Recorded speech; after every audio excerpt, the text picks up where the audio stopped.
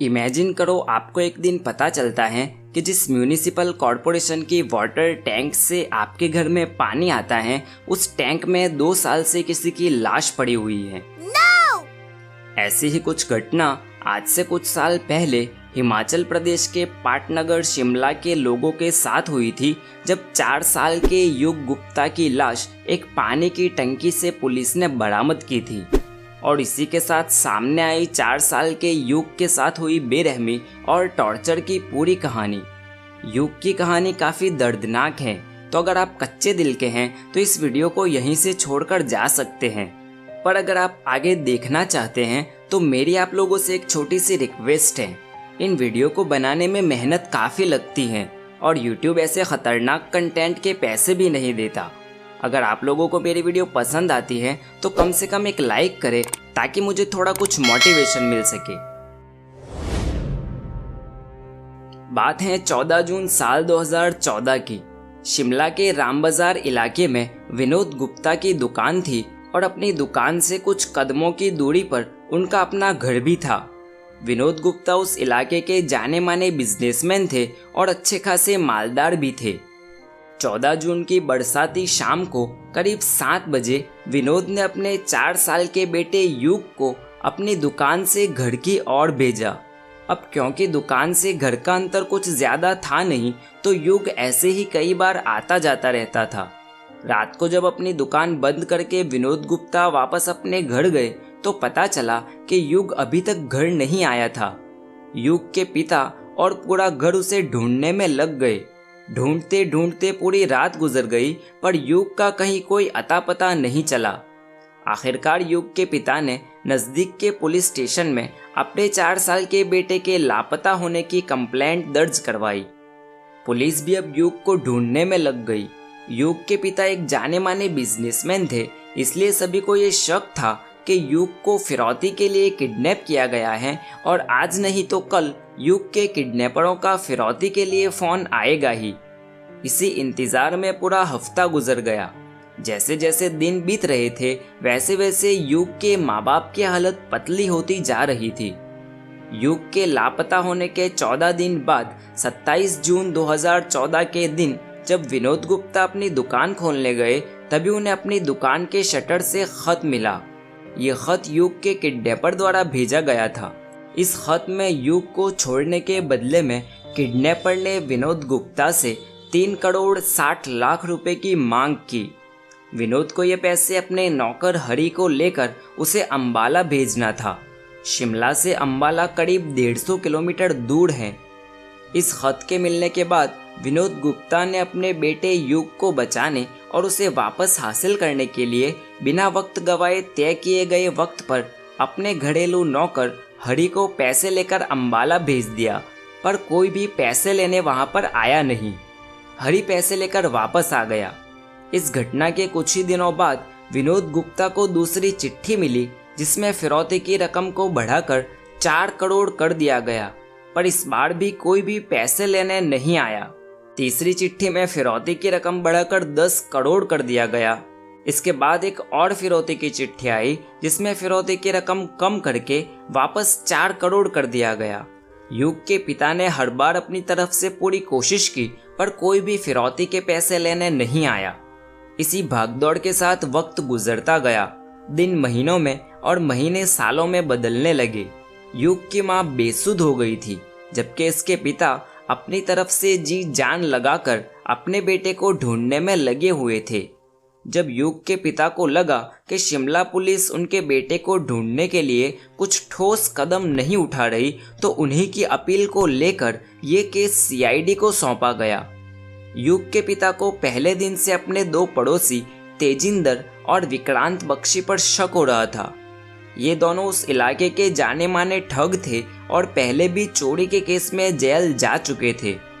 जब युग के पिताजी ने सीआईडी के सामने अपना शक जाहिर किया तो सीआईडी ने दोनों को गिरफ्तार कर लिया, पर शक के अलावा कोई और ठोस सबूत किसी के पास नहीं था। सीआईडी ने दोनों को लाई डिटेक्टर टेस्ट के लिए समझाया, पर दोनों ने अपनी सेहत का बहाना दिखाकर लाई डिटेक्टर टेस्ट देने से मना कर दिया। पुलिस को इन दोनों के खिलाफ कोई सबूत नहीं मिल पाया और दोनों को रिहा कर दिया गया। विनोद गुप्ता के पड़ोस में ही चंद्र शर्मा नाम का एक शख्स रहता था।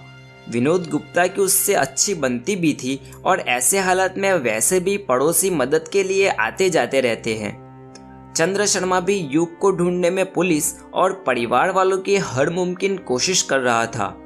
इसी छानबीन में 2 साल गुजर गए पर युग का कोई अता पता नहीं चल रहा था।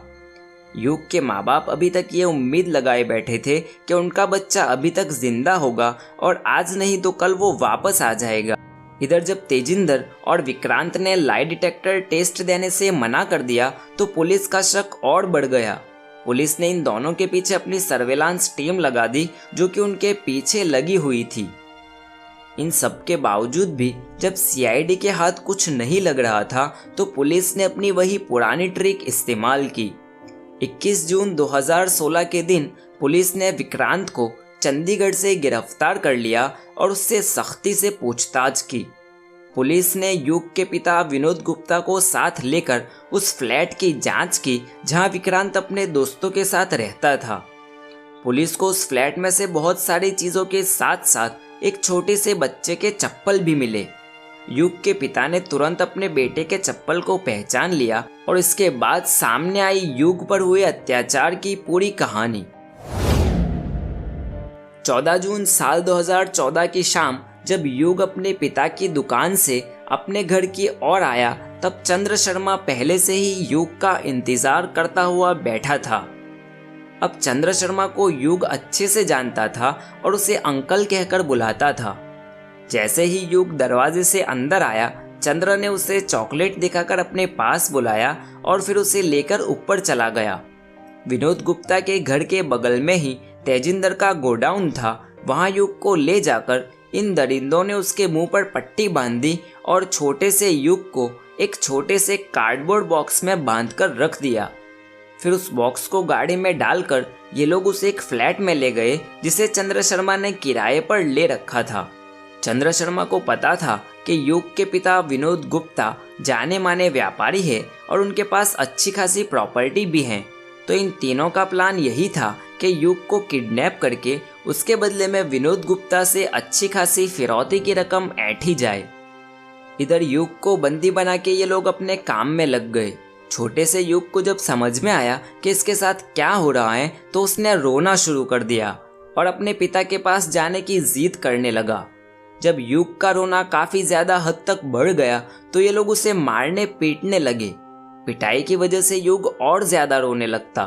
रोते हुए युग को चुप कराने और उसे शांत रखने के लिए ये लोग कोल्ड ड्रिंक में शराब मिलाकर 4 साल के युग को पिलाने लगे। 4 साल के बच्चे को शराब सोचकर ही कपकपी आ जाती है। युग को अगवा करने के 1 हफ्ते बाद ही ये तीनों लोग युग को एक बॉक्स में बंद करके उस फ्लैट से 3 किलोमीटर दूर कैलेस्टन इलाके में लेकर गए। वहाँ म्यूनिसिपल कॉरपोरेशन की पानी की टंकी है जिसके जरिए 2 इलाकों के करीब 2000 घरों को पानी की सप्लाई की जाती है। ये लोग उस छोटे से बच्चे को उस टंकी पर ले गए, उस जिंदा बच्चे के बदन पर पत्थर बांधे और उस 4 साल के बच्चे को जिंदा उस टंकी में डाल दिया। उसी टंकी में तड़प तड़प कर छोटे से युग ने दम तोड़ दिया। याद रहे, युग को इन लोगों ने अगवा करने के 1 ही हफ्ते के बाद मार दिया था। अभी तक इन लोगों ने फिरौती की चिट्ठी भी नहीं भेजी थी। युग को मार देने के बाद भी 1 हफ्ते के बाद इन लोगों ने फिर फिरौती का नाटक शुरू किया। विक्रांत की गिरफ्तारी के 2 दिन बाद पुलिस ने चंद्र शर्मा और तेजिंदर को भी अरेस्ट कर लिया। विक्रांत ही पुलिस को उस टंकी पर ले गया जहां उन्होंने जिंदा युग को डाल दिया था। पुलिस को टंकी की जांच करते हुए उसमें से पत्थर के नीचे दबे इंसानी हड्डियां मिली। युग का पूरा बदन गल चुका था, हड्डियों के सिवा कुछ बचा ही नहीं था।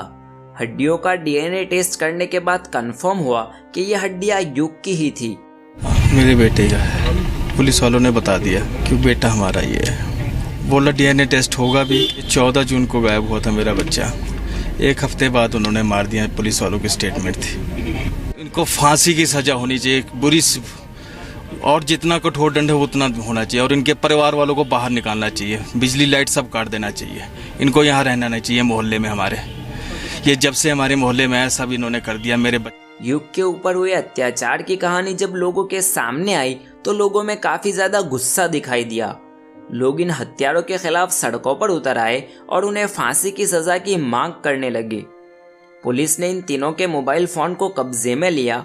शुरुआती जांच में पुलिस को इनके फोन से कुछ मिला नहीं, पर जब इनके फोन से डिलीट की हुई मीडिया फाइल्स को रिकवर किया गया तो कुछ ऐसे वीडियो मिले जो कि इन लोगों ने युग को टॉर्चर करते हुए बनाए थे।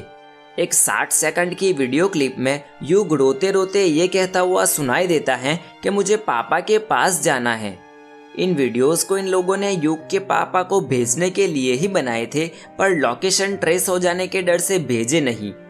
कोर्ट ट्रायल के दौरान शिमला के सारे वकीलों ने मिलकर इन तीनों हैवानों के केस का बॉयकॉट किया। कोई भी वकील इन लोगों का केस हाथ में नहीं लेना चाहता था। 5 सितंबर 2018 को शिमला सेशंस कोर्ट ने युग के तीनों कातिलों को फांसी की सजा सुनाई। युग के कातिल आज भी जेल में अपनी सजा का इंतजार कर रहे हैं। तो दोस्तों, ये थी शिमला के 4 साल के युग की हत्या की कहानी। उम्मीद करता हूँ आप लोगों को मेरी कहानी पसंद आई होगी। अगर वीडियो अच्छा लगा तो लाइक कीजिए और कमेंट कीजिए, और अगर आप चैनल पर नए हो तो चैनल को सब्सक्राइब कीजिए।